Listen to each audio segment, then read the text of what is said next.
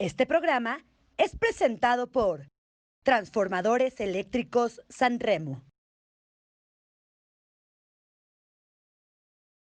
Estas son las rápidas de Grandes Ligas en Pega de Hit. Cortesía de Baseball Fanatic, artículos originales de Grandes Ligas y los mejores productos del rey de los deportes, www.baseballfanatic.com. De fiesta Puerto Rico en las Grandes Ligas con la celebración del Día de Roberto Clemente. Los Piratas de Pittsburgh volverán a utilizar el número 21 del boricua desde que fuera retirado en 1973. Todo el equipo bucanero usará el número de Clemente, así como los peloteros puertorriqueños en cada escuadra de las mayores. De pesadilla se ha convertido la campaña típica para los Yankees de Nueva York. Están sumergidos en un terrible momento al ligar 5 derrotas consecutivas y tienen marca de 5 ganados y 15 perdidos en los últimos 20 desafíos. Con alfileres, se mantienen con un pie en la postemporada ocupando el último boleto en la Liga Americana. Los próximos desafíos serán claves para los neoyorquinos, puesto que jugarán 8 encuentros consecutivos contra Toronto y Baltimore, quedando poco más de 2 semanas de actividad. El jugador de la semana en la Liga Nacional fue el oso dominicano Marcell Ozuna de los Bravos de Atlanta. Bateó .464 con 5 home runs y 13 carreras producidas, mientras que en la Liga Americana el también quiscayano Lourdes Gurriel Jr. de los Azulejos de Toronto bateó para .467 con 5 extra bases y 6 carreras remolcadas. Los Padres siguen pegando de Grand Slam. Will Myers conectó el 7º Grand Slam de la temporada en la paliza de los Slam Diego 14-5 a los Rockies de Colorado. Siguiendo con los Padres, dura noticia al perder a Eric Hosmer al intentar tocar la pelota y sufrir fractura del dedo índice de la mano izquierda. No cabe duda que es raro el pelotero hoy día que sabe tocar la esférica, práctica tristemente en desuso. Líderes individuales. El mejor promedio de las mayores es de Trea Turner de los Nacionales de Washington con 3.59. En home runs empatados con 15 están Fernando Tatis Jr., Nelson Cruz y Mike Trout. En carreras producidas, el cubano José Abreu de Medias Blancas de Chicago tiene 40. En el picheo, Shane Bieber de los Indios de Cleveland busca la triple corona. Tiene tremenda efectividad de 1.25. En victorias, también Shane Bieber es líder junto con Yu Darvish de Chicago con 7. Y en ponches, Bieber es el número 1 con 94 strikeouts. Triste el fallecimiento de Lou Brock. 19 campañas en Grandes Ligas con Cachorros de Chicago y Cardenales de San Luis. Segundo lugar en bases robadas con 938, 3.023 imparables, 6 juegos de estrellas, campeón de 2 series mundiales con Cardenales en 1964 y 1967, ingresó al Salón de la Fama en 1985. El panorama rumbo a la postemporada es el siguiente. En la Liga Americana, los 8 invitados hoy al playoff son las Rayas de Tampa, Atléticos de Oakland, Indios de Cleveland, Medias Blancas de Chicago, Azulejos de Toronto, Astros de Houston, Mellizos de Minnesota y Yankees de Nueva York. En la pelea, Orioles de Baltimore, Tigres de Detroit y Marineros de Seattle. En la Liga Nacional, los 8 equipos que estarían dentro: Dodgers de Los Ángeles, Cachorros de Chicago, Bravos de Atlanta, Padres de San Diego, Phillies de Filadelfia, Cardenales de San Luis, los Marlins de Miami, los Gigantes de San Francisco. En la contienda, Rockies de Colorado, Cerveceros de Milwaukee y Mets de Nueva York. ¡Arrancamos!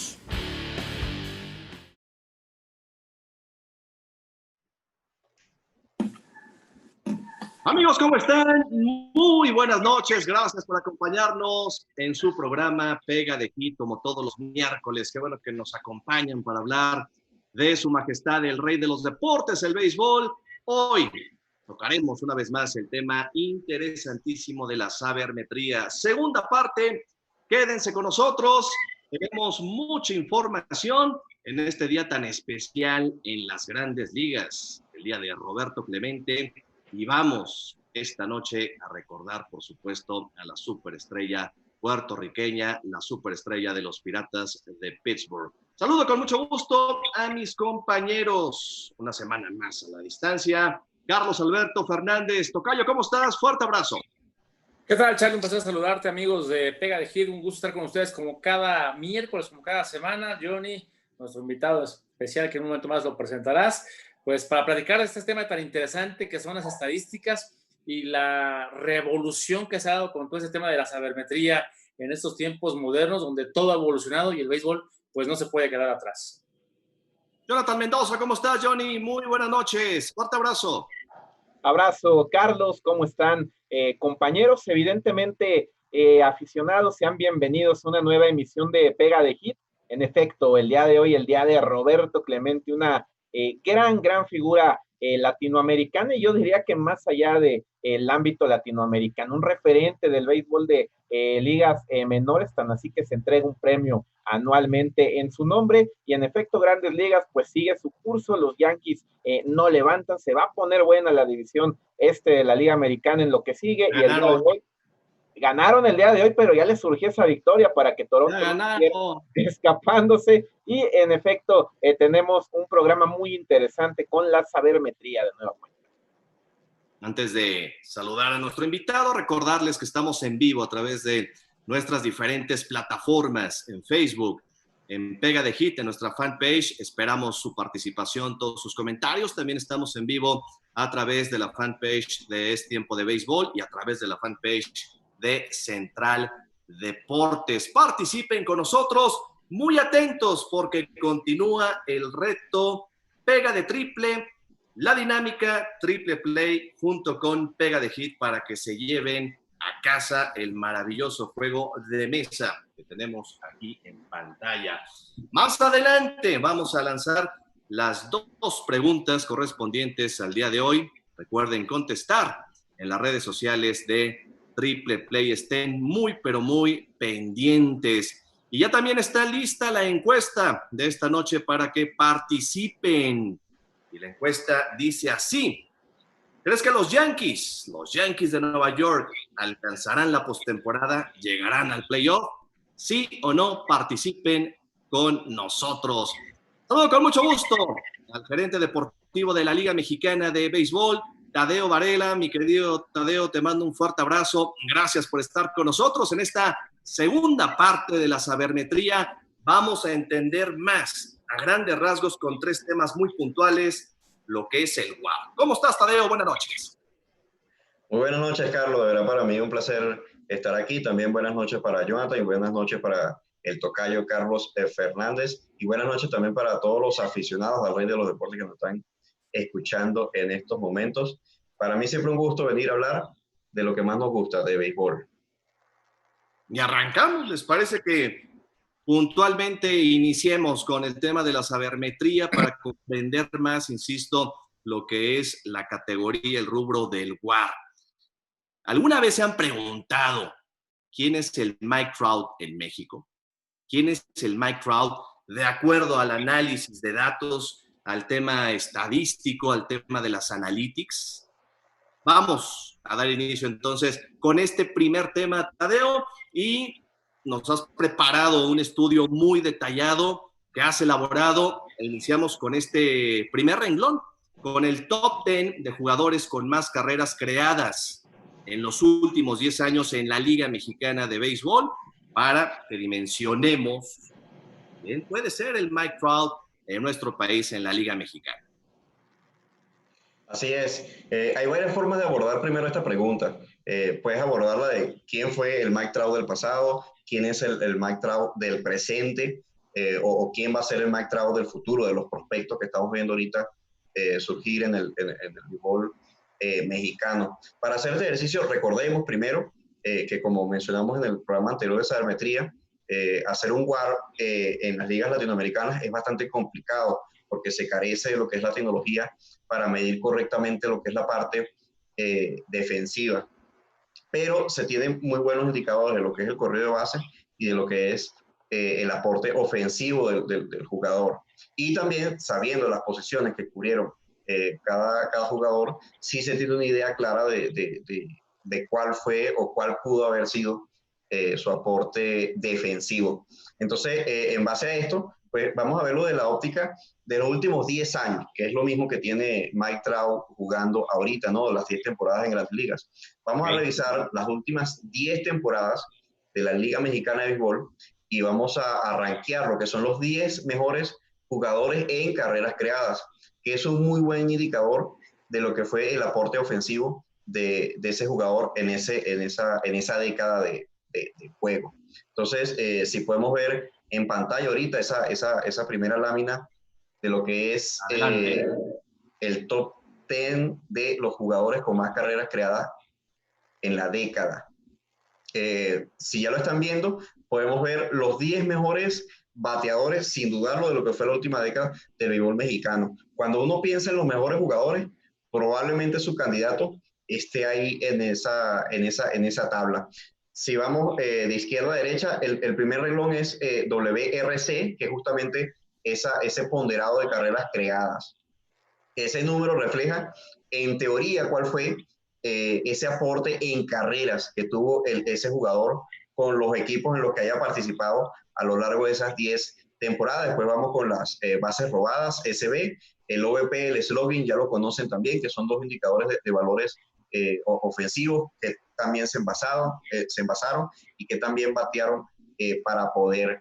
El AG son los juegos y PA son apariciones legales. Aquí también vale acotar, vemos a Saúl Soto con 1011 juegos. Es el único jugador que pasó de 1000 juegos jugados en la década pasada. Uno de los mejores bateadores que ha tenido la Liga Mexicana de Béisbol y de los más consistentes de la década pasada. Aquí la tabla te dice que como está de primero, fue el que más aportó ofensivamente a su equipo. Ahora, hay que aclarar, ¿qué hace a un jugador que sea un jugador de 5 herramientas, que sea completo? Buen punto. No solo tiene que aportar a la ofensiva, también tiene que jugar un buen corrido de base y también lo que es una buena defensiva, jugar en una posición premium defensiva. ¿Cuáles son las posiciones premium defensivas? Puede ser la receptoría, puede ser el shortstop, segunda base, el center field también es muy demandante a la hora de jugar la defensiva. La columna vertebral, ¿no? Así es. Las posiciones que no están protegidas por las líneas, ¿no? Sí. Exactamente. Entonces, Saúl Soto sabemos que en principios y mediados de su carrera fue un muy buen receptor, pero lamentablemente en los últimos años pues se ha visto relegado lo que es primera base y bateador designado justamente para potenciar lo que es su contribución al bate. Entonces eso pues lo hace quizás desmerecer un poco la categoría del jugador más completo. Es muy bueno, pero quizás no es el jugador más completo del béisbol en México. Podemos extender un poquito el debate. Me gustaría también escuchar sus opiniones de la lista esta que está aquí desplegada, pero a mí me gustaría resaltar un nombre, Agustín Murillo. Agustín Murillo ha sido uno de los jugadores más completos y más competitivos en la Liga Mexicana de Béisbol en los últimos 10 años. Uno de los representantes de Sultanes de Monterrey y responsable del éxito deportivo de ese equipo. Vemos que Agustín Murillo está justamente de cuarto en carreras creadas, solo a 4 por debajo de Chris Robertson, y también tiene 164 bases robadas en la última década. Eso es algo así como 16 por temporada. Es un muy buen robador de base. El robo de base no es la totalidad del aporte en el corrido de base de un jugador. También depende si cuando está en primera hay un sencillo, llega a tercera, o está en segunda y un sencillo, anota. Esas estadísticas también son muy valiosas a la hora de sumar al equipo. Sin embargo, como no tenemos esas otras estadísticas, lo que es el corrido de base se puede también visualizar rápidamente con lo que es las bases robadas. Y sabemos que Agustín Murillo es de los tercera base más sólidos del béisbol mexicano. Es prácticamente una pared en tercera. Entonces, si sumamos todas estas cosas, pues yo sí me atrevería a decir que en la última década el jugador más completo ha sido Agustín Murillo. Oye, además que ha sido un pelotero que viendo la cantidad de juegos, casi está cerca de los 1000 partidos jugados. Eso quiere decir que te está jugando prácticamente 100 juegos por temporada en los últimos 10 años, ¿no? Quizá le faltarán ahí unos 11, 12 juegos en esta década. Pero yo recuerdo a Agustín Murillo exactamente desde el 2008, un poquitito antes, con los Sultanes de Monterrey. La defensiva que ha mostrado en la antesala es espectacular y como tú lo mencionas, al bat creo que cumple muy bien con la función que tú mencionas y además es un robador oportuno, no se arriesga a robar por robar, lo hace en el momento que él sabe o que tiene la certeza de que puede llegar a la intermedia. Sí, de esos peloteros que roban bases y pareciera que nunca van a intentar robar, ¿no? Y cuando se envasa nadie está pensando que va a efectuar un robo y sí, coincido, es un pelotero muy completo, muy estable, que además ha jugado en equipos muy ganadores, creo que ahí se refleja también lo que se establece en la gráfica, ¿no? A mí de pronto me resulta, no sé qué opinas, Tadeo, pero yo cuando me hablan de WAR, cuando me hablan de esta productividad a nivel sabermetría, pues Murillo siempre en equipos ganadores, a mí me resulta realmente, y sé por qué es, ¿no? Porque el equipo de Anaheim, pues es un equipo que no tiene buen picheo, pero Mike Trout, un jugador tremendo, WAR altísimo, en fin, siempre es mejor, pero no sirve para ser productivo para que su equipo en realidad sea ganador o gane más juegos, no más que pensar en postemporadas. ¿A qué se debe esto, Tadeo? Si hablamos de Trout, su gran WAR, pero los Serafines están en el fondo del standing casi siempre. Bueno, primero aclarar que en este momento no es la mejor temporada de Mike Trout. Sí, también. Quizás sabemos que esta temporada ya fue padre primerizo y quizás eso lo ha puesto la cabeza en otro lugar, ahora tiene otra prioridad en qué pensar. Y su aporte defensivo ha disminuido mucho a lo largo de su carrera. Recordemos que todavía es muy joven, todavía es un centerfield titular, claro, pero no es ese Mike Trout en las bases y defendiendo que fue al inicio de su carrera. Sus números están muy bien, sigue teniendo slogan arriba de 600, es un monstruo bateando. Quizás su porcentaje envasado ha disminuido un poco esta temporada, pero también esta temporada ha sido bastante corta. No se puede sacar ninguna conclusión firme en base a la cantidad de juegos que se han tenido este año. Estoy seguro que en los años por venir va a seguir teniendo números extraordinarios. Y bueno, también sabemos que un jugador no contribuye únicamente al equipo. Cuando uno ve el WAR, los MVP de la temporada generalmente rondan entre los 7, 8, 9, 10 de WAR. Es decir, ese es como el tope de un jugador por temporada. Y eso quiere decir que el mejor jugador le aporta 9, 10 victorias en promedio a un equipo. Sabemos que 10 victorias para un equipo ganador es apenas el 10% de la temporada. Entonces, el béisbol es un deporte competitivo. Justamente la otra vez me preguntaban, Tadeo, ¿por qué ese número de victorias es tan pequeño? La gente pensaba que un jugador aportaba muchas más victorias a su equipo en la temporada. La gente pensaba que ese número debería ser 20, debería ser 30. Pero no, realmente uno se da cuenta que es un número muy modesto. Un titular al juego de estrella tiene aproximadamente 4 de WAR. Entonces, con 4 victorias más ya eres el MVP de una temporada. Esas diferencias tan pequeñas es lo que marca el juego de béisbol. Sabemos que el juego de béisbol es un juego justamente de pulgadas. Y bueno, lamentablemente lo que está alrededor de Mike Trout no son los jugadores de su calibre. Equipos como los Dodgers, los Padres de San Diego, tienen mucho más talento acumulado. Ohtani no ha sido el jugador que la gente pensó que iba a ser. Está también Albert Pujols, que también viene en declive, no es el bateador que fue con San Luis. Entonces, sí, creo que sí le falta realmente equipos que vaya alrededor de Mike Trout. Rendón, el año pasado vimos lo que hizo con los nacionales y este año llegó a Anaheim y tampoco ha relucido. Ahora, no es la mejor campaña de Mike Trout. Está en primer lugar de jonrones, empatado con Nelson Cruz y con Fernando Tatis Jr. Imagínense. Regresando al tema de la tabla, yo francamente pensaba que estaba mejor rankeado el que para mí es uno de los mejores peloteros mexicanos en los últimos años, de los más completos, como José Manuel Rodríguez, el Manny Rodríguez. Me sorprendió el número de bases robadas. Son pocas realmente en los últimos 10 años. Sí, 75, pero ojo, no es por despreciar. Estar de octavo en la lista es muy, muy bueno, porque eso quiere decir que fuiste el octavo mejor produciendo en la liga. Y 75 bases robadas realmente en los estándares de la liga no está mal. Para mí también Manny Rodríguez debería estar muy bien rankeado en esta lista porque su defensiva, su corrido de bases y su condición atlética realmente lo hace subir un poco. Simplemente considero que lo que hizo Murillo es mejor. También podemos resaltar el caso, por ejemplo, de Chris Robertson. Sabemos que fue un extranjero que llegó a México para quedarse, se hizo mexicano. El aporte que tuvo también para Sultanes ha sido extraordinario. Está ahí empatado con Murillo en carreras creadas y también en bases robadas, también está de tú a tú.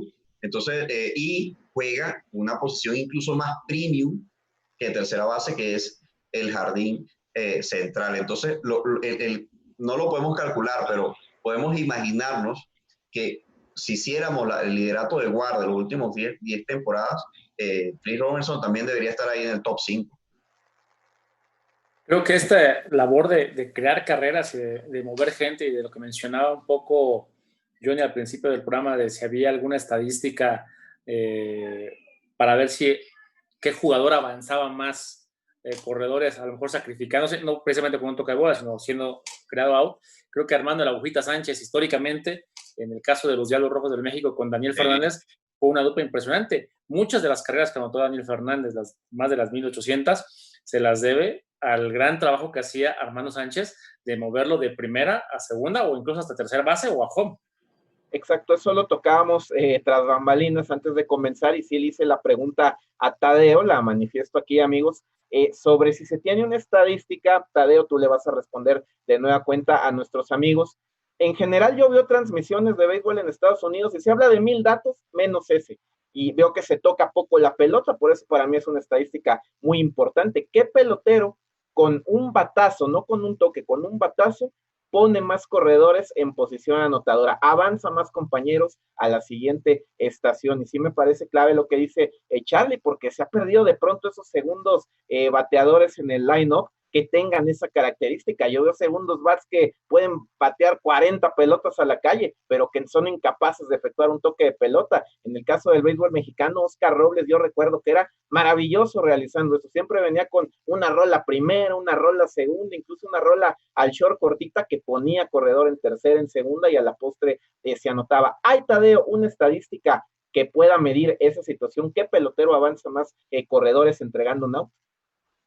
Mira, Jonathan, yo realmente nunca he visto en una página estadística esa estadística recopilada, pero sí me consta que se puede armar en base a lo que es la anotación electrónica. Si tú revisas los Game Day, la estadística se lleva play by play, y sí se puede ahí, con el código correcto, sacar la estadística de con cuántos batazos que no fueron sacrificios ni fueron hits, con cuántos batazos se movieron corredores. Una de las cosas que estaba pensando justamente también, que se puede tratar de sacar, es, tú tienes el split, que eso sí se consigue fácilmente, el split de cuánto batea el jugador con hombres en base.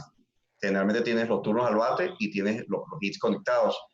Y si por otro lado tienes también la estadística de doble plays, que es la situación donde los corredores no pueden avanzar, entonces si restas los doble plays a los turnos donde no conectó de hits, entonces sí te va a dar un aproximado, no exacto, pero un aproximado de cuántos corredores movió en esos turnos al bate. La única excepción sería cuando el bateador conecta un rolling, por ejemplo, el corredor de tercera, como no es un out forzado, no se puede mover, pero es out en la inicial. Entonces no es un doble play, no es un hit y tampoco movió al corredor. Entonces, si les parece bien, para recapitular este primer tema y pasar al siguiente, Saúl Soto, el jefe Saúl Soto, sería el Mike Trout mexicano. Esto de acuerdo al compilado de estadísticas, de análisis estadísticos en los últimos 10 años. No, quise decir, Saúl Soto fue el mejor bateador. Pasa que la tabla está rankeada es por carreras creadas. Pero, como les comentaba, había que ver la defensiva y el corrido de bases para sacar la definición. Por eso sí quise saber su opinión. Entonces, en el bate nadie le gana a Saúl Soto. Saúl Soto se va a retirar y es un claro Salón de la Fama. Es un claro top 10 de los mejores bateadores que ha tenido la Liga Mexicana de Béisbol. Sin embargo, no me atrevería a decir que ha sido el jugador más completo.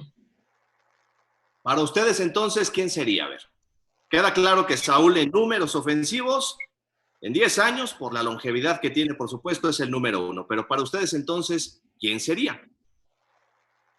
Fíjate que yo, amigos, a pesar de que lo menciona Tadeo, Saúl Soto ha sido removido de la receptoría precisamente ya por la edad, por las piernas, porque va en la parte final, digamos así, de su carrera y quizá le queden 1 o 2 temporadas más, no lo sé, pero sí se me hace Saúl Soto, yo sí lo pondré en esa categoría como el mejor jugador, aunque los números ahí en cuanto al eslogan, por ejemplo, de Agustín Murillo es mucho mejor que el de Saúl, y todo el de Chris Robertson todavía es mejor todavía que el de mismo Murillo, pero yo creo que Saúl Soto lo llevo a ese nivel por la constancia, la disciplina y el gran trabajo que hace. Yo creo que también a la defensiva en primera base Saúl Soto, aunque no juega todos los días de inicial, sí es uno de los jugadores más regulares que hay en el béisbol mexicano. Tú, Jonathan, y que participe el público. A ver, amigos, para ustedes, escríbanos quién sería el Mike Trout en México, en la Liga Mexicana, en los últimos 10 años. Y para complementar lo de Manny Rodríguez, si incluyéramos Liga Mexicana del Pacífico, estoy seguro que no hay nadie que se le acercara, pero en Liga Mexicana sí creo que hay peloteros que han tenido por una o por otra situación un rendimiento más destacado que el Manny. Chris Robertson me parece muy completo, me parece un pelotero veloz, incluso para ser primer bat con bastante poder, bastante fuerza, productor de carreras, pero creo que sí, Agustín Murillo es un pelotero que reúne situaciones más importantes a nivel, digamos, conjunto. ¿Por qué razón? Porque roba bases al igual que Chris Robertson, es un bateador de buen promedio de bateo y sí tiene más poder Agustín Murillo que Chris Robertson, es un guante también muy respetado en México, pues no está tan lejos, ¿no? Obviamente nos tendríamos que poner a analizar todas las estadísticas. Hay peloteros que suelen ser más espectaculares de pronto que Agustín Murillo, ¿no? Evidentemente Saúl Soto lo es, Saúl Soto ha tenido campañas tremendas, el mismo Yafet Amador estando sano, sin problemas físicos, es un pelotero que te pone números fuera de lo normal, pero en constancia, que hay que ver constancia, cualidades, en fin, yo creo que sea Agustín, puede que sí sea el Mike Trout mexicano, que sea un pelotero, pues muy distinto a Mike Trout. A ver, Tadeo, para ti, comprométete. Me gustaría nada más aclarar un detalle que me pareció muy importante, que ahorita mencionaron a Yafet Amador. Yafet Amador está de 10º en la lista, pero él tiene 1,500 turnos al bate menos que Saúl Soto. Pero no es culpa de él. O sea, recordemos que se fue para Japón, a veces ha estado lesionado, pero lo que quería recalcar era justamente lo siguiente. A pesar de los pocos turnos que tiene el suficiente aporte ofensivo para meterse, para colarse en esta lista. Entonces, lo que hizo Yafet Amador mientras estaba en Liga Mexicana, los últimos 10 años ha sido extraordinario. Pero volvemos a lo mismo. Es primera base, bateador designado principalmente. No se puede decir que es un jugador de las 5 herramientas. Por eso sí lo meto junto con Saúl en la discusión de los mejores bateadores. Yo sí me voy con Chris Robertson y Agustín Murillo. Creo que Chris Robertson le gana por una nariz, pero ese debe ser el ranking del top war en Liga Mexicana. Yo me quedo con el Manny, Me quedo con el Manny, con José Manuel Rodríguez. Estuvo en el bicampeonato del equipo de los Zaraperos de Saltillo. Estuvo, recordemos de igual manera, liderando al equipo del Zarape durante muchos años como uno de los principales aportadores de carreras y productores de carreras de los Zaraperos. Enorme con el guante, tremenda defensiva, no sé cuántos outs haya generado en su carrera en estos 10 años el Manny, muchísimos. Creo que es un tipo que aporta mucho, por supuesto, para la organización en la que juega, en la que haya estado, y me quedo yo con José Manuel Rodríguez. Amigos, y yo quiero hacer dos comentarios. Y casi 1000 juegos, perdón, por último, casi 1000 juegos ya jugados en Liga Mexicana. Quiero hacer un comentario doble, por decirlo de alguna manera. En el caso de este top 10, vemos a dos jugadores que están en un mismo equipo. En el caso de Murillo y Chris Robertson, con Sultanes de Monterrey, y eso te habla también de la efectividad que tiene el equipo de los Sultanes para generar carreras, y obviamente este deporte se gana haciendo carreras. Entonces eso te habla de lo bien que ha estado el equipo regio en los últimos años, ¿no? Eso es importante destacar. Y también lo que te iba a preguntar, Tadeo, ¿hay alguna estadística o que la tengan ustedes en la liga? No sé si de alguna manera está y no se hace pública. ¿Cuántas carreras llegan a ser jugadores que de pronto ya no son buenas para un equipo? Es decir, no son oportunas, por decirlo de alguna manera. Hay jugadores que producen mucho a la hora cero y cuando tu equipo más lo necesita, pero de pronto hay un rally de 10 carreras y llega alguien y te da jonrón con 2 en base o con la casa llena, pero ya va una victoria prácticamente cargada a tu equipo. ¿Hay una estadística que te lleve a medir ese tipo de cosas? Jugadores que te batean a la hora cero y no en momentos en donde ya pues tu equipo lleva una amplia ventaja. Mira, de hecho sí, hay análisis sabermétricos que apuntan en esa dirección, en ver justamente lo clutch que fue un jugador determinado. Hay una estadística muy popular que de hecho es la que se usa porque el WAR solo funciona en temporada regular, en playoff no se puede calcular ni nada.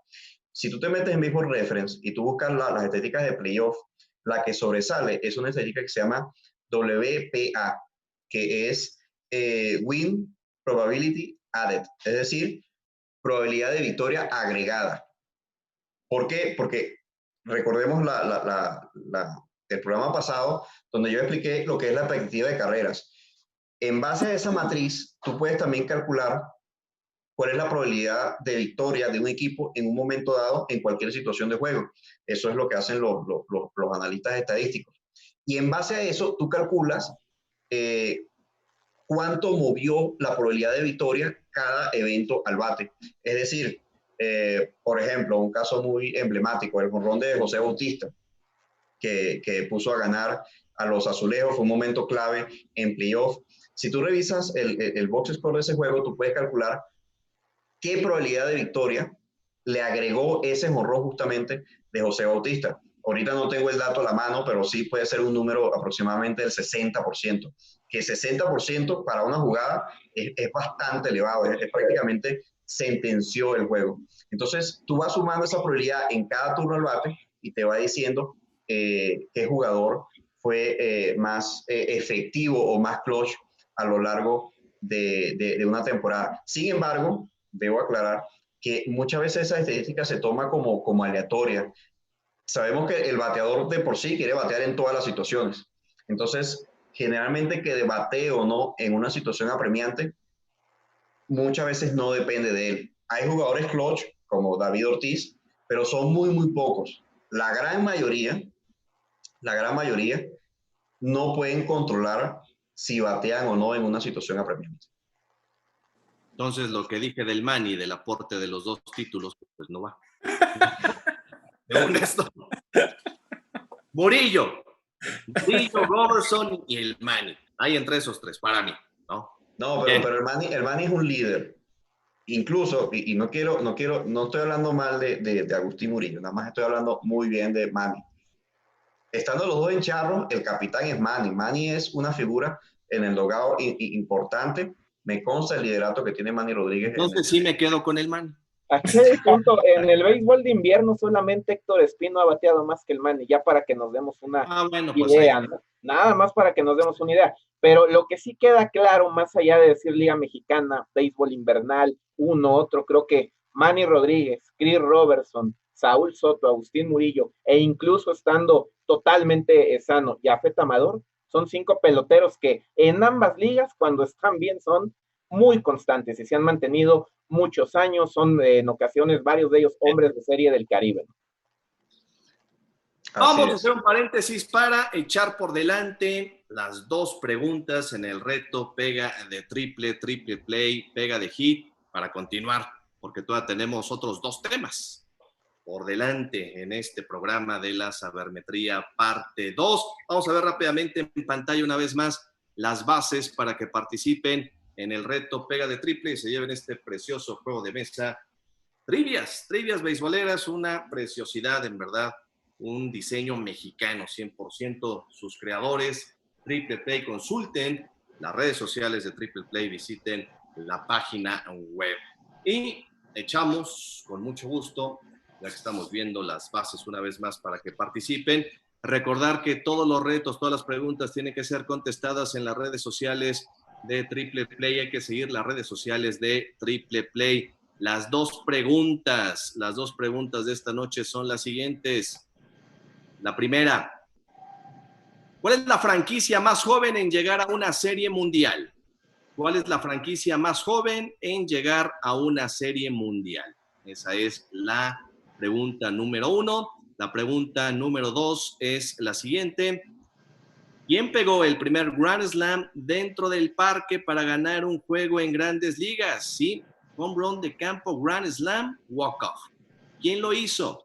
El primero para ganar un desafío en Grandes Ligas, conseguir, por supuesto, el walk-off y darle la victoria a su equipo. ¿Quién pegó el primer Grand Slam dentro del parque para ganar un juego en las mayores? Hay que contestar en las redes sociales de Triple Play en este giveaway para que se lleven este maravilloso juego de mesa. Recordar, hay que poner el hashtag Pega de Triple, hashtag reto Pega de Triple, para que se lleven, insisto, este juego de mesa. Y ya la próxima semana, el próximo miércoles estaremos dando a conocer al ganador. Hay que participar, seguir las redes sociales de Triple Play y ahí contestar todos y cada uno de los retos que se han publicado a lo largo de estos días. Bien, continuamos y nos vamos ahora con el segundo tema que tenemos preparado para ustedes, amigos, esta noche, y es el siguiente: el rendimiento promedio de jugadores de posición por edad. Ahora Tadeo Varela nos va a explicar cómo se saca este departamento, este análisis, cómo se obtiene del rendimiento promedio de jugadores de posición por edad, Tadeo. Así es. Tenemos el debate, tenemos la polémica en las últimas temporadas en Grandes Ligas, que vemos que la agencia libre justamente ha cambiado muchísimo. Muchas veces ya no se dan los contratos que antes se daban. Quizás el top de las estrellas sigue manteniendo ese mismo costo o nivel adquisitivo, pero lo que es la tabla media de la agencia libre se ha depreciado muchísimo. Hay mucho enojo por parte de lo que son los agentes de peloteros, la asociación de peloteros, que trata de defender a sus allegados. Y también, por otro lado, los equipos que ya no están invirtiendo en esos agentes libres veteranos, ya no les pagan una millonada, por ejemplo, traerse a José Bautista. De hecho, perdió su trabajo en Grandes Ligas. Vemos a un Nelson Cruz que sí se sigue manteniendo. Pero la valoración del aporte de los veteranos ha disminuido mucho en lo que es el Grandes Ligas en los últimos años. ¿Por qué se debe eso? Bueno, eso se debe también en parte a lo que es el análisis estadístico, a las proyecciones que se han hecho de los jugadores en base a los nuevos análisis de lo que es el rendimiento. Para hacer un símil de lo que pasa aquí en Liga Mexicana de Béisbol, pues me tomé la molestia de recopilar lo que fue el aporte ofensivo de todos los jugadores de Liga Mexicana de Béisbol por edad, también en los últimos 10 años. Vemos la gráfica. Es la gráfica que le vamos a mostrar a continuación. Si la pueden ver en pantalla, lo que es el rendimiento promedio. Obviamente estos son jugadores de posición. Para facilitar el análisis, excluí lo que son los lanzadores. Y si están viendo la tabla, podemos ver que abarca de los 20 años de edad hasta los 40, que son los principales años de vida útil, ¿no?, del jugador.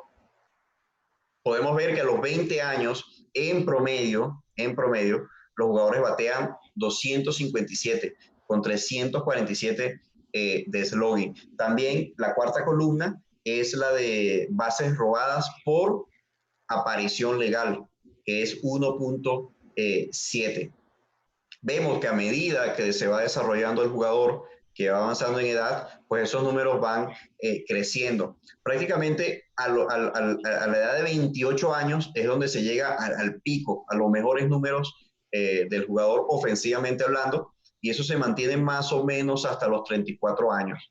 En Liga Mexicana de Béisbol, les recuerdo, esta tabla nunca ha salido en ningún otro programa de béisbol. Esto es algo que hice prácticamente nuevo, a una primicia, así es.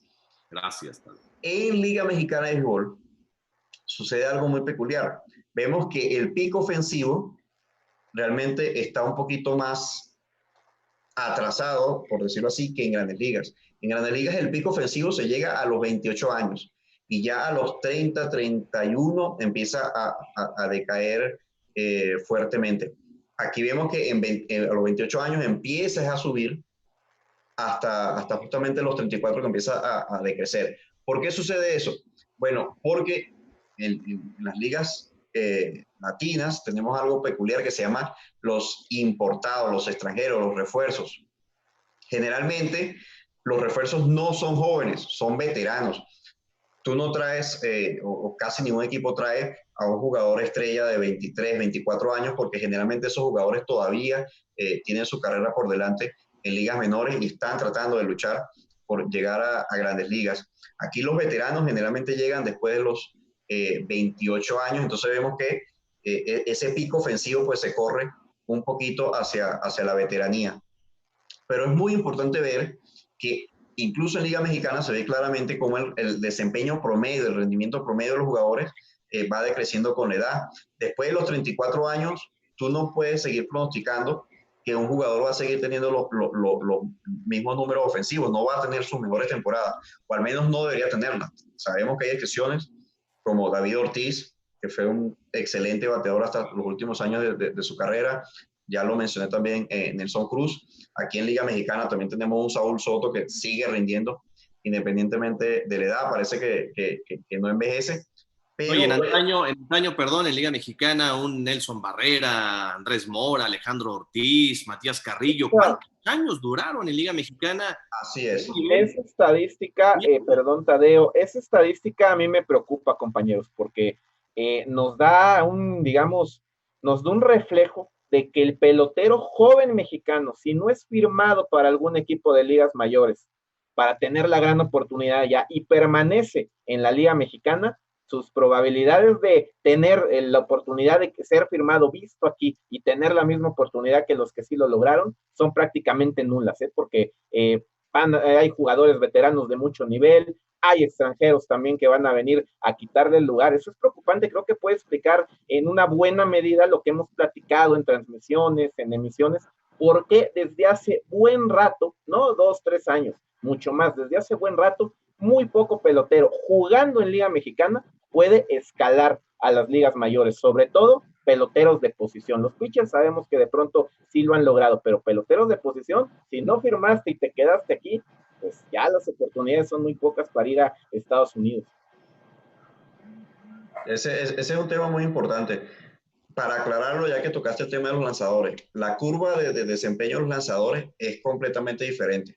Se entiende que los lanzadores envejecen quizás un poco más lento que los jugadores de posición, porque vamos a explicarlo. Si volvemos rapidito a lo que es la tabla de rendimiento, podemos ver lo que es las bases robadas por aparición, que nuevamente repito, las bases robadas no es todo el aporte en el corrido de base de un jugador, pero lo estoy utilizando como una variable proxy, es decir, una variable que se acerca muy bien a la realidad de lo que es el valor en el corrido de base de los jugadores.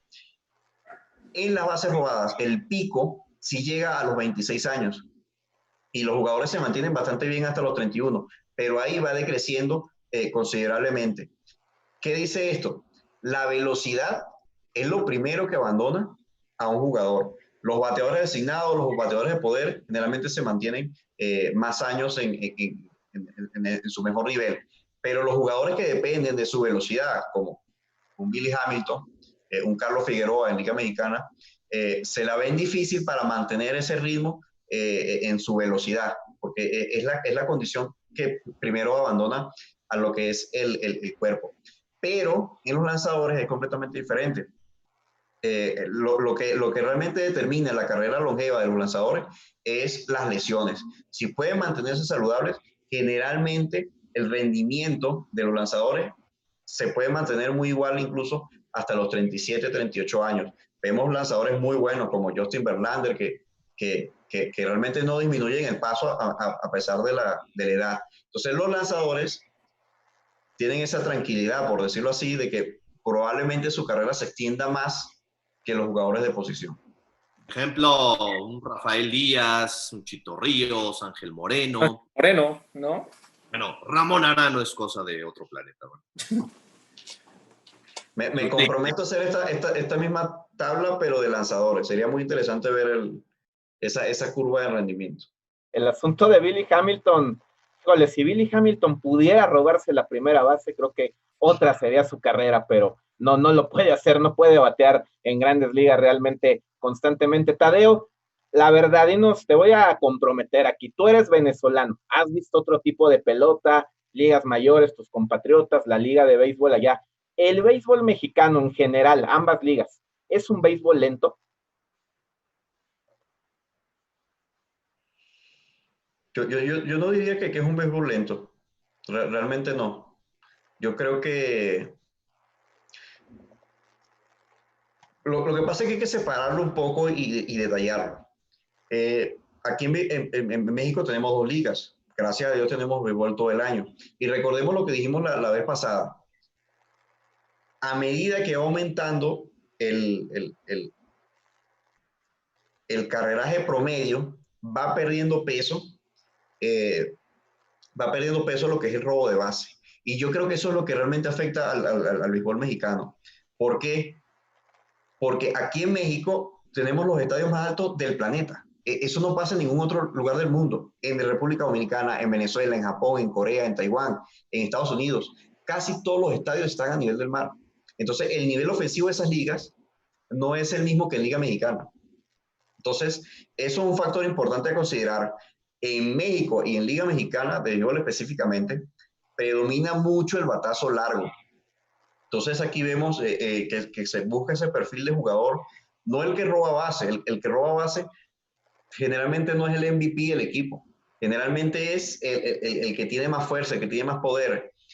En la Liga Mexicana del Pacífico, en el béisbol invernal, sí vemos un poquito más de béisbol caribe, como se dice eso, ¿no? De ese béisbol agresivo. Pero es por esas condiciones que los estadios afectan, que, repito, es muy particular del centro de México específicamente, porque las otras ligas del planeta no tienen ni siquiera es un problema, no tienen esa característica. Entonces, creo que eso es lo que está pasando con el béisbol mexicano. O sea, ¿acaso Ciudad de México, Puebla, Durango, Aguascalientes? El norte, ¿no? Más que nada el noreste. Me atrevería a decir que no conozco otra liga de béisbol del planeta que tenga estadios arriba de los 1,800 metros sobre el nivel del mar. No sé si existen. El centro, ¿no? Parte del norte. Pues muy interesante este punto. Si mis compañeros no tienen otra pregunta con relación a este tema. Vamos al siguiente. Vamos al siguiente porque Tadeo preparó varias láminas del tema Oliver Pérez. Oliver Pérez se sigue manteniendo en Grandes Ligas, sigue haciendo las cosas muy bien el zurdo de Culiacán. Ya es el pelotero mexicano con más años en el béisbol de las mayores. Es un fenómeno, Oliver Pérez. Tadeo nos va a explicar el por qué.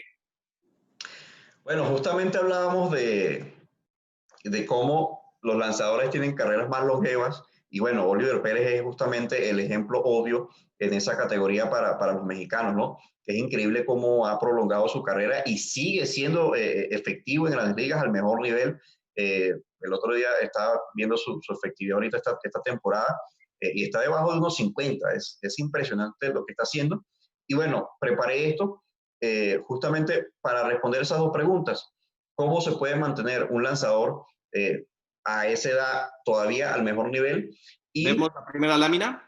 sí, podemos empezar. Y la segunda pregunta que se responde con esto es justamente cómo se hacen los análisis estadísticos modernos, cómo justamente los equipos y los equipos rivales van evaluando a los jugadores y todo el montón de estadísticas que se tiene actualmente en el mejor béisbol del mundo. Si vemos la primera gráfica, si la tienen en pantalla, verán que son las últimas 5 temporadas de Oliver Pérez. Ahí quise centrar lo que es el análisis. En el primer renglón, bueno, tenemos la columna de temporadas, de equipos. En los últimos 3 años ha estado con los Indios de Cleveland. Anterior a eso estuvo con los Nacionales de Washington. Vemos su efectividad, que ese le era, bajó de estar en 4.95 este año a 1.29 en el momento en que recopilé la información. Vemos los juegos jugados, que es la G, y P, que son las entradas lanzadas. Vemos que este año, por lo atípico que ha sido, pues es la menor cantidad de su carrera, pero todavía manteniendo la efectividad. Pero, ¿qué ha pasado con Oliver Pérez? Cuando vemos la tabla al lado derecho, vemos los ponches por cada 9 entradas, que es la estadística de K-9. Ponches por cada 9 entradas. Él siempre se había mantenido en un promedio de 10 ponches por cada 9 entradas lanzadas, que es un buen promedio para un relevista, pero este año ha bajado considerablemente ese rendimiento. Actualmente en Grandes Ligas lo que se busca es ponchar, eso ya ustedes lo saben. Pero Oliver Pérez está manteniendo su efectividad sin ponchar. ¿Por qué ocurre esto? Bueno, vamos a ver sus otros números periféricos. Al lado vemos los boletos por cada 9 entradas, que es la de BB/9. Vemos que este año es, en los últimos 5, su mejor temporada en control. Solo ha otorgado 1.93 boletos por cada 9 entradas. Es súper controlado. Y también vemos el promedio de bateo en contra, que este año lo ha mantenido en 0.191. Le batea microscópico a Oliver Pérez. Entonces, sí ha mantenido la efectividad a pesar de los bajos ponches. Ahora vamos con estadísticas un poquito más avanzadas para tratar de analizar qué ha pasado con él. El Zeta Swing es la estadística del porcentaje de swing que le hacen los bateadores rivales en la zona de strike. Vemos que ese porcentaje se ha elevado. Los bateadores están siendo más agresivos con él. Quizás también porque no está aquí, pero Oliver Pérez ha perdido velocidad. Ha perdido aproximadamente 2 millas en su recta y también en su slider en los últimos años. Y los bateadores se han visto más confiados en hacerle swing. El contact, como se podrán imaginar, es el porcentaje de contacto de los bateadores. Vemos que también es el más alto de los últimos 5 años, con 84.6%. Eso quiere decir que los bateadores, aparte de hacer swing, sí le están haciendo contacto, sí le están viendo la pelota y sí le están bateando a Oliver Pérez. Vemos que también el porcentaje que dice zone es el porcentaje de lanzamientos que son en la zona de strike. También es el más elevado de su carrera de Oliver Pérez con 59.9%, es decir, casi 6 de cada 10 lanzamientos de Oliver Pérez son en la zona de strike. Está muy agresivo con la zona. Y una estadística que también es muy novedosa, pero muy, muy importante. BS, que es velocidad de salida, que es la velocidad con la que la pelota en promedio sale disparada del bate. Eso te habla de qué tan fuerte le están conectando la pelota a Oliver Pérez. Vemos que su promedio siempre ha sido 86 millas por hora. Este año también lo mantiene en ese mismo promedio. Y para aclarar, el promedio de Grandes Ligas es de 88. Eso quiere decir que a Oliver Pérez le batean con menos contundencia que el promedio de Grandes Ligas. Poncha menos, le están haciendo más swing, le están haciendo más contacto, pero no le están bateando más fuerte, no le están bateando con más contundencia. Ese es el análisis que nosotros sacamos de esta gráfica. Y ya la última columna. Saca out, ¿no? Saca out. Ya vamos a ver cómo. En la última columna vemos el LD, que es el porcentaje de líneas que le conectan, que también está muy, muy bajo, 13.5 por ciento. El GB es porcentaje de rodados, que está en 45.9%, un porcentaje altísimo de rodados inducidos. Entonces ya ahí se empieza a visualizar por qué justamente a Oliver Pérez, aunque le están bateando desde rolling, está generando muy buenos contactos Oliver Pérez. Y el pull es el porcentaje de pelotas que son jaladas hacia la banda del bateador. Sabemos que cuando el bateador imprime toda su fuerza y lee correctamente la velocidad del batazo, pues tiende a jalar la pelota, que es lo que buscan los bateadores actualmente. Si tú jalas la pelota, es porque generalmente hiciste un buen contacto y le estás imprimiendo más fuerza que batear hacia la banda contraria. Vemos que el porcentaje de jalado de la pelota está en un 32.4%, que es la segunda más baja en los últimos 2 años. Entonces, en resumen, nada más con esta tabla, podemos ver si ha perdido millaje, si le están bateando más, pero con su experiencia, él ha sabido transformar esos contactos en rodados. Le están bateando lo que él quiere que le bateen. Entonces, esta es nada más la primera. Si avanzamos a la segunda, el sinker. Así es, el uso del sinker de Oliver Pérez, vamos a poder ver la gráfica. Obliga a los bateadores a sacar rodados, ¿no? Roletazos. Aquí el tema es que Oliver por eso se mantiene vigente en ligas mayores. No hay que olvidar que él era un pitcher abridor y tenían proyectado que fuera un abridor zurdo de la talla de Randy Johnson. Muchos expertos en Estados Unidos cuando lo vieron pensaban que iba a ser de ese nivel. Las bases por bolas, los pelotazos que daba, fue la razón por la cual nunca pudo ya ser un pitcher abridor, pero en este momento, de acuerdo a lo que Tadeo establece, pues es el relevista ideal, el relevista perfecto, porque lanza con control y comando, ocupa pocos picheos, no da bases por bolas y difícilmente incluso le dan un elevado profundo a un jardín, ¿no? Para que venga una carrera, induce mucho a las rolas a doble play. De hecho, hasta ahorita no le han conectado cuadrangular. Que es bastante raro para un lanzador ahorita en Grandes Ligas. Si vemos la segunda gráfica del uso del sinker de Oliver Pérez, podemos ver cómo usa su sinker contra derechos y contra zurdos. Esto es desde la vista del receptor. Es decir, imagínense que estamos viendo desde detrás de home dónde caen los lanzamientos del sinker contra derechos y contra zurdos. Vemos que contra derechos está manteniendo ese sinker. Obviamente, donde está más rojo es donde caen más los sinkers, donde hay más frecuencia.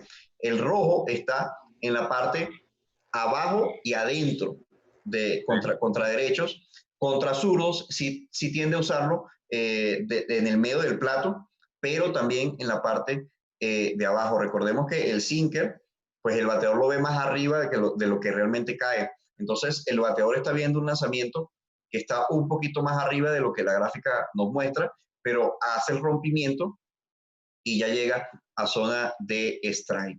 Si podemos avanzar a la siguiente gráfica. Vamos a ver nada más, el sinker se ha convertido en arma letal fundamental para Oliver Pérez. De hecho, más adelante vamos a ver en qué porcentaje lo usa. Ya vamos a eso más adelante. La segunda gráfica es justamente el uso del slider. ¿Dónde está rompiendo el slider de Oliver Pérez? Nuevamente lo estamos viendo contra derechos y contra zurdos. Contra derechos, igual que el sinker, abajo y adentro.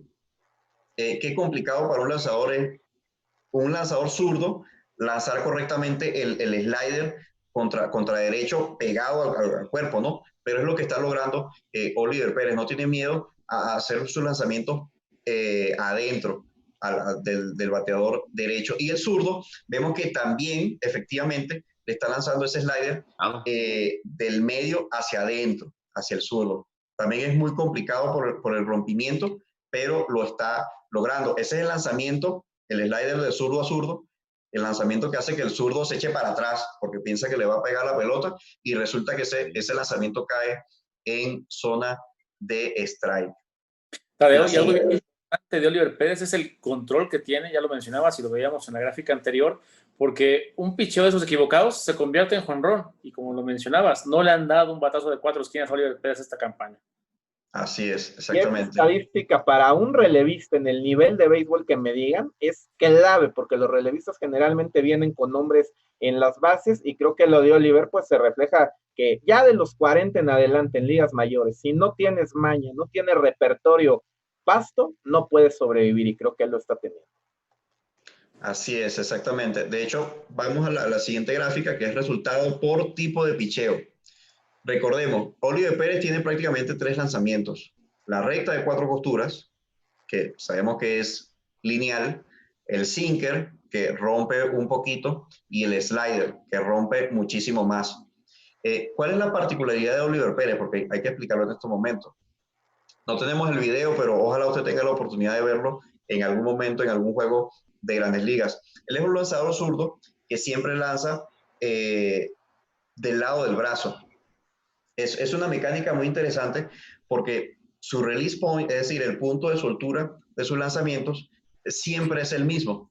Generalmente los lanzadores, si van a lanzar un rompiente como una curva, lanzan un poquito más arriba de lo que lanzarían la recta para darle un poquito más de efecto.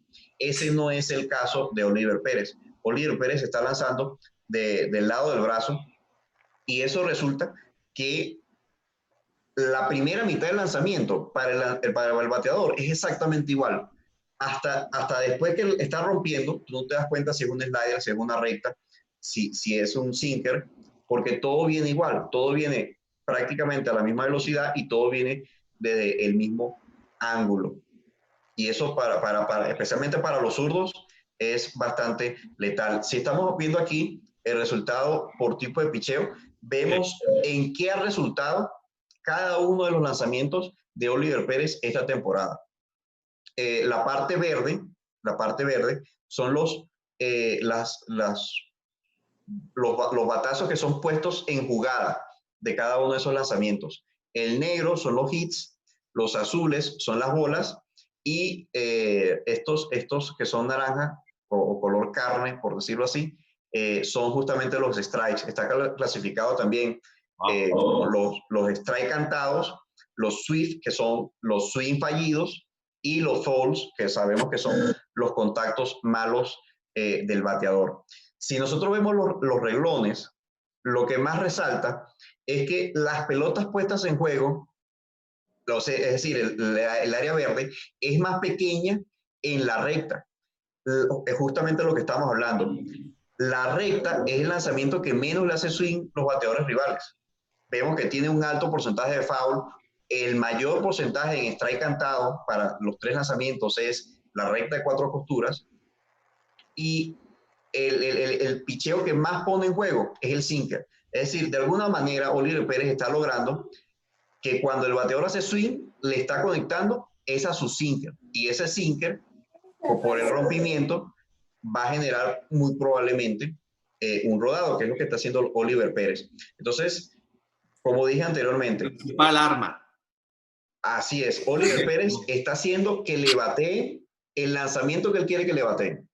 Y fíjense que esas estadísticas, amigos, se llevan ya en Grandes Ligas, así como Tadeo está detallando qué se hace swing, a qué picheo, no, en fin. En ligas mayores ya se ven unos datos tremendos. Yo miraba el domingo un juego de Phillies contra Mets. Jacob deGrom, como de costumbre, estuvo impresionante con su recta imbateable. Fue el juego que un lanzador logra que le abaniquen más lanzamientos.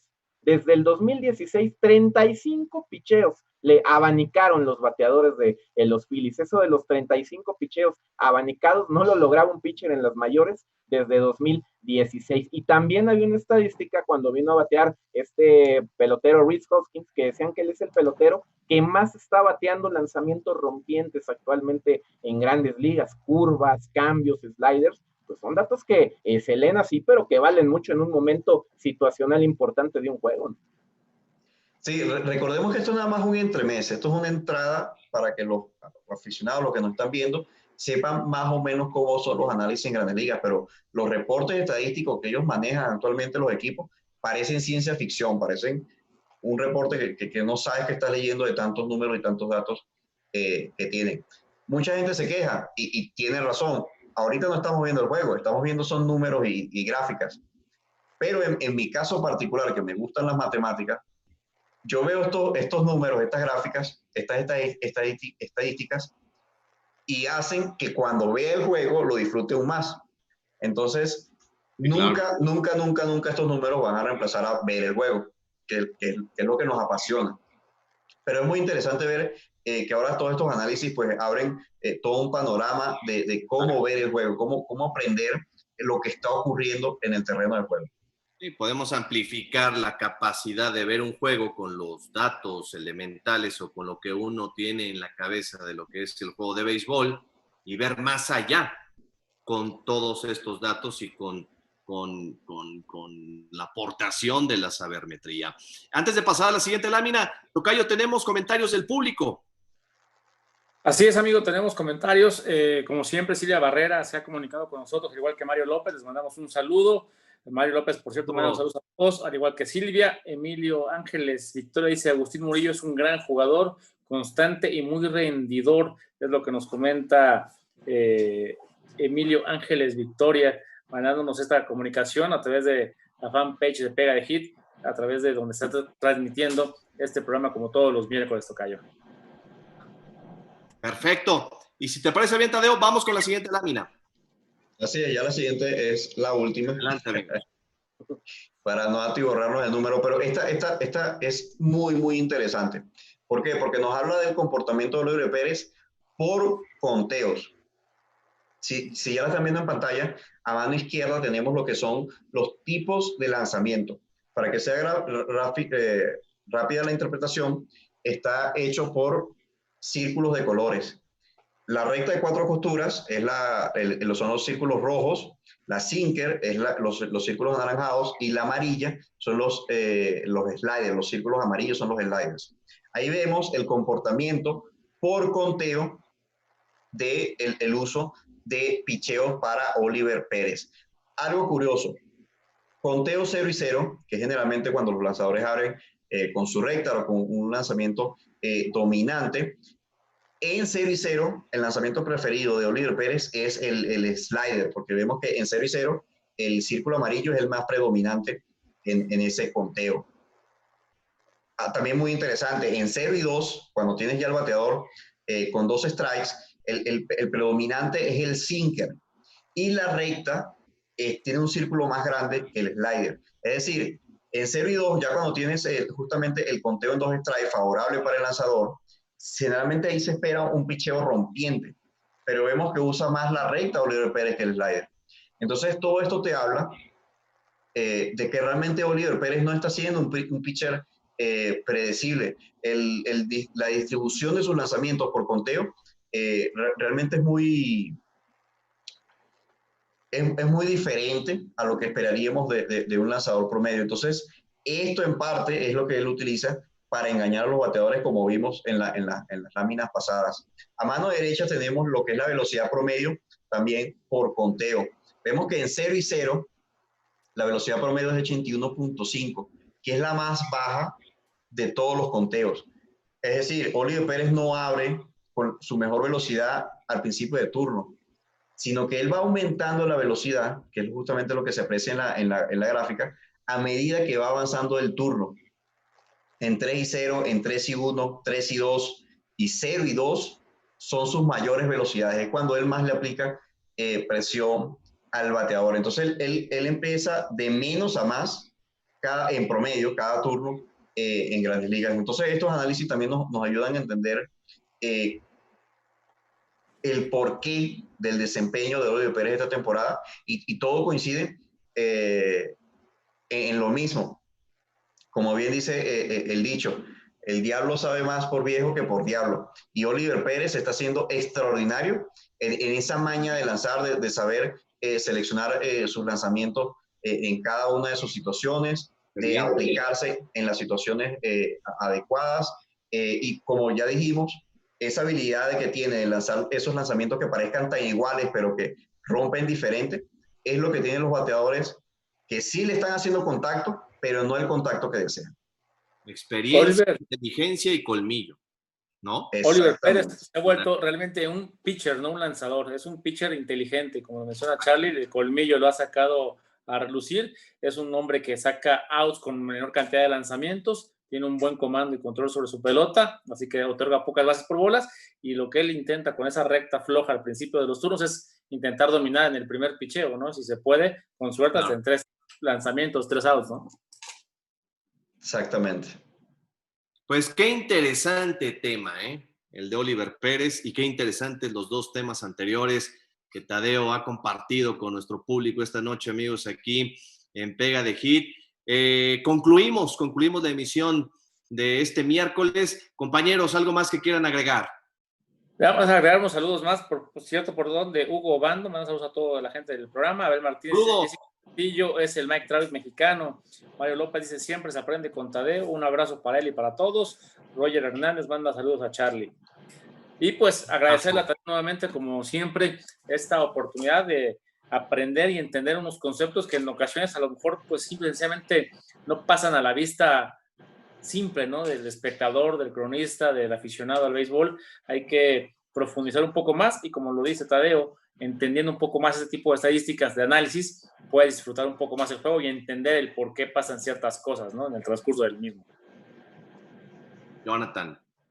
Tadeo, pues ya nos dijiste quién era o vimos quién era el posible Mike Trout mexicano. Tú que estás inmerso, que ya trabajaste en un equipo, en fin, aplicando la sabermetría aquí en nuestro béisbol, para ti, ¿cuáles son los equipos más sabermétricos que hay en nuestra liga mexicana? Esa es una buena pregunta. Mira, hay muchos equipos que ya usan departamento de análisis estadístico.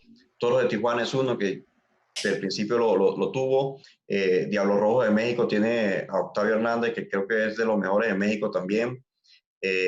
Monclova también tiene análisis estadístico. Sultanes de Monterrey tiene análisis estadístico. Pericos de Puebla tiene análisis estadístico. ¿Quién más se me escapa? Yucatán, Leones ¿no? de Yucatán también tiene análisis estadístico, así es. Entonces, todos estos equipos grandes que están buscando competir, que están buscando la corona, ya lo tienen. ¿En qué medida cada gerencia hace caso de esas estadísticas? Creo que no me atrevería a decir un porcentaje o un ganador, pero sé que ya de por sí, que el hecho de que contraten a alguien que esté a tiempo completo, sacando números, hablando con el manager, hablando con el cuerpo técnico, hablando con la gerencia deportiva, ya es un gran avance y sé que a estos equipos les ha funcionado. Pues muy, muy interesante, Tadeo. Agradecerte mucho que hayas aceptado una vez más la invitación de Pega de Hit para platicar con todo nuestro público. Invitarte desde luego a que vuelvas a participar con nosotros. Vamos a preparar otros temas y gracias por compartir todo este interesantísimo tema de la sabermetría. Es lo de hoy, es el nuevo béisbol, es lo que hay que entender. Hay que meternos a todo este sistema de las analytics para ver desde otra óptica el juego y todo lo que sume en pro del béisbol y del mejoramiento del deporte. En este caso, por supuesto, de Su Majestad el Rey de los Deportes, el béisbol, pues será muy bien recibido. Fuerte abrazo, Tadeo, y lo mejor. Gerente deportivo de la Liga Mexicana de Béisbol. Yo les devuelvo el agradecimiento y también a nuestros aficionados. Para mí es un placer. Y siempre que me inviten, aquí estaremos hablando de lo que nos gusta. Gracias a todo el público que nos acompañó, no solamente a través de Facebook, también a través de YouTube y a través de Livestream, nuestras diferentes plataformas. Mañana podrán ver el programa una vez más a través de nuestra cuenta en Instagram y el podcast ya a su disposición a través de Spotify. Nos vamos, no sin antes recordarles que Transformadores Eléctricos Sanremo tienen para ustedes fabricación, instalación, venta, renta y servicio a cualquier tipo de transformador en toda la República Mexicana. Los mejores en calidad, precio y servicio. Toda la información la podrán encontrar en la página web que aparece en pantalla. Transformadores Eléctricos Sanremo es patrocinador oficial de Pega de Hit y cortesía de Transformadores Eléctricos Sanremo. Vamos a recordar a continuación al gran Roberto Clemente. Hoy las Grandes Ligas homenajean al número 21, emblema de los Piratas de Pittsburgh.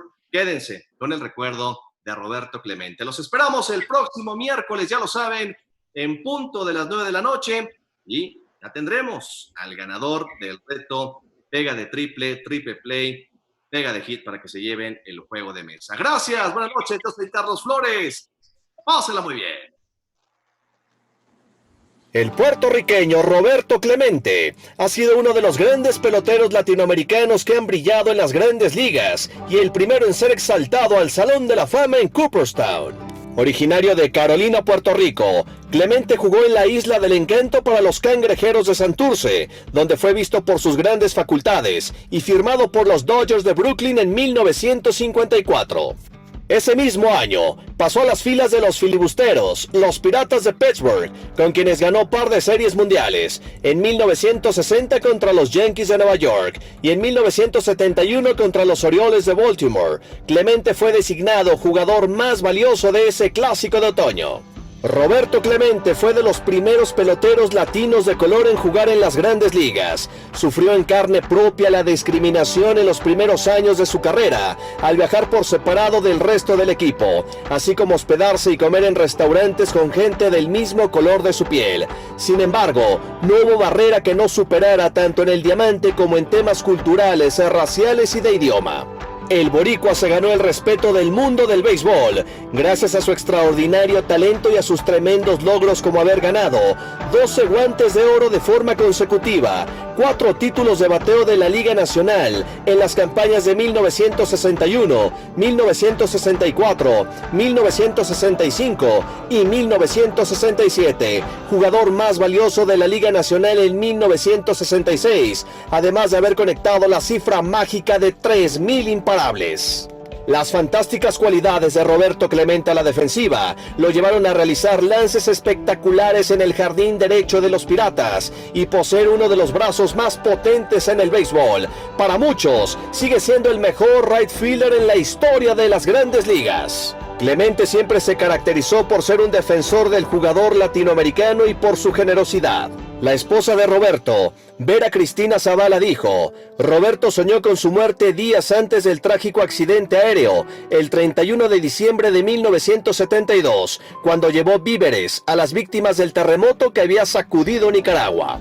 El padre de Roberto Clemente soñó lo mismo un día antes del incidente. El sobrino de Roberto le dijo: dice el abuelo que soñó que el avión se caía, que por favor no vayas. Roberto Clemente fue inducido de manera expresa días después de su fallecimiento al Salón de la Fama del Béisbol. Las grandes ligas institucionalizaron el 18 de septiembre de cada año como el día del gran Roberto Clemente.